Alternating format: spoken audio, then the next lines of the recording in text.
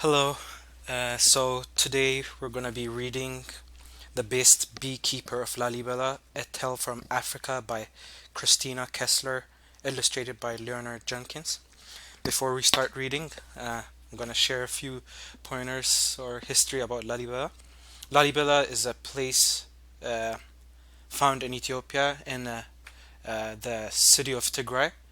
Lalibela is also a town named after the Great Church, which is a great tourist attraction back in my country.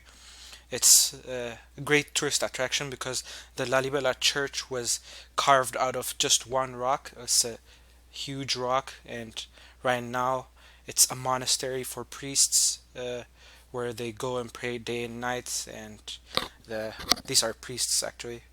This is how they are dressed, how they dress, and they just go there and pray day and night, and it's a great tourist attraction. So let's start reading. It's The Best Beekeeper of Lalibela.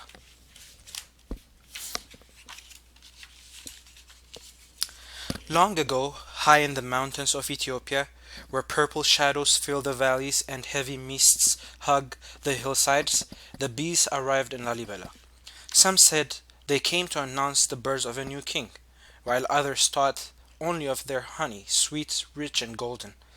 As the centuries passed and the word spread, villagers poured in from far and near to buy the sweet nectar. Each Saturday, at the open air market, a young girl moved from stall to stall, tasting the honey seller's wares. Almaz let the honey drip down her finger, like a string of golden diamonds, and into her mouth. With a gentle smack of her lips, she said to no one but herself, "It's all very good, but one day mine will be the best." At the edge of the village where the forest began, a group of men worked and talked, morning to night.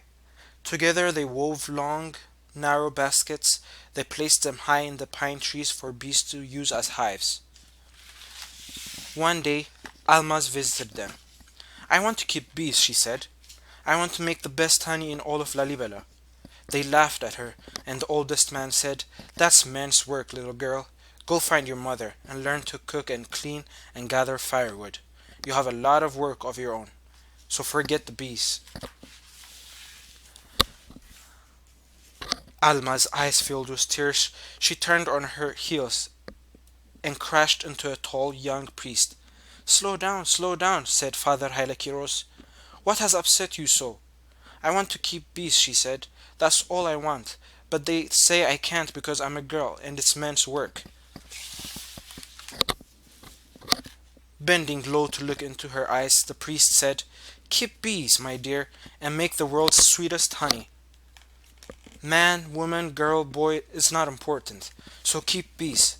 So turned to the group of men under the She turned to the group of men under the tree. With hands on hips, she said, "Did you hear Pfizer Hylakiros? He says I can keep bees." "Is she? Fine," said a grizzled old man. He pointed upward. "So climb the tree and bring down the hive now." Almaz gazed up and up to the dangling basket hive. Bees swarmed buzzily about it. Starting ever so slowly, she inched her way up the tree. Her arms and legs hugged the trunk as tightly as the tree's own bark. Her big mistake was looking up, then looking down. So far to go, she thought, looking up, and so far to fall, she thought, looking down, while the buzz of bees thundered in her ears.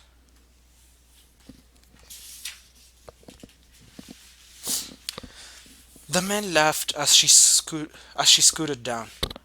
"Now are you finished, Becca? If you can't climb trees, then you can't keep bees. So go and learn the work of women." They patted one another's shoulders as if they'd just won something. For months they chuckled each time Almaz passed their tree, saying to one another, "She learned her lesson," but they didn't know Almaz. 3 full moons passed before she appeared at the Saturday morning market again. With delight she laid out a spotless white cloth, carefully smoothing its edges.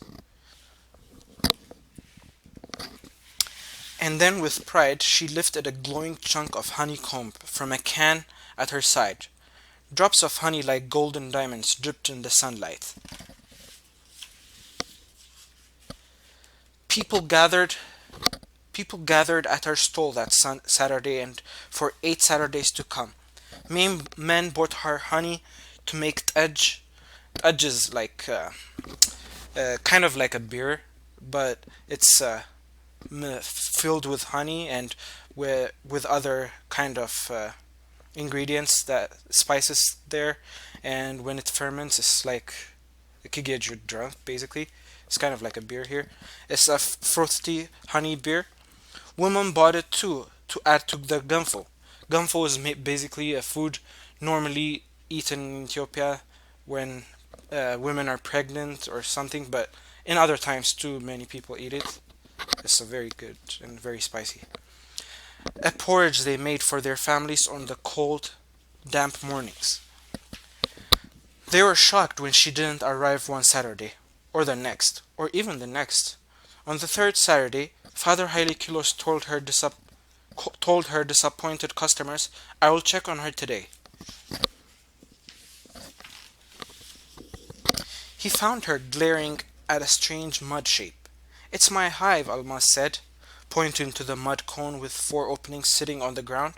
"Uh-huh," exclaimed the priest. "I've never seen anything like it before."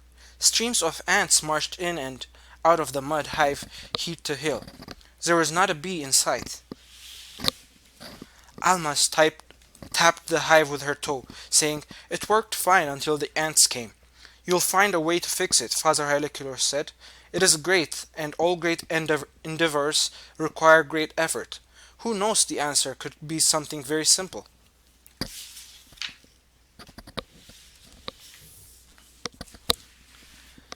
Just like a worker bee, Almas was busy for 11 days. First, she dug a moat around the hive, but the water just turned the ground to a muddy mess. Next, she tried to hang the hive like a bell, but it was too heavy.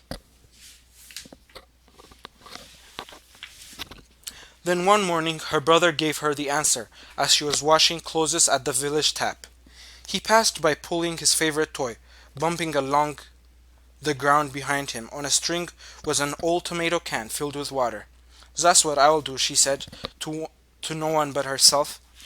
For 2 days the family heard the pounding and the cutting. Let her be," said her mother, "for she's found the answer."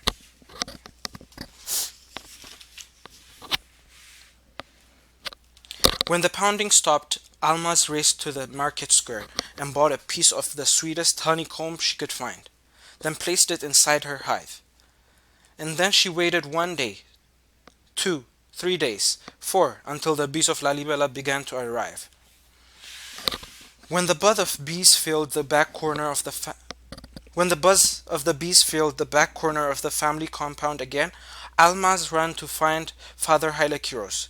He held on to his wobbly hat as they rushed down the narrow passages that led to Alma's hut. They walked around her hive. Now it sat off the ground on a slightly tilting table. "Very clever," said the priest, "and very simple too." Then he squatted down for a closer look.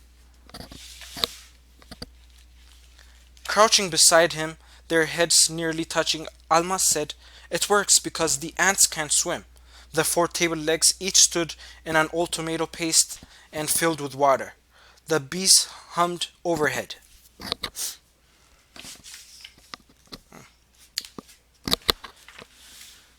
Almas lifted the snug lid of the top.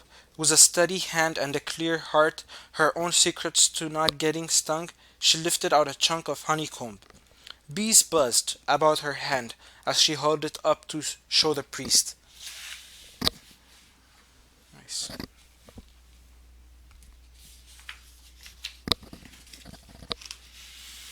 By the next full moon, the men watched the line that formed in front of Almas at the Saturday market.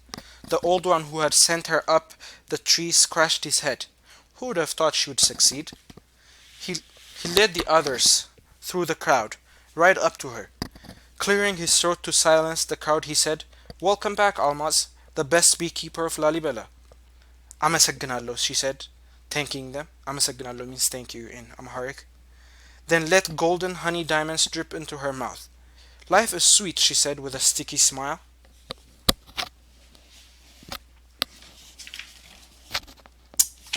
Well, that's it. She's the best beekeeper of Lalibela. She found a way, simple way, that nobody taught, and she became successful in her business of selling honey.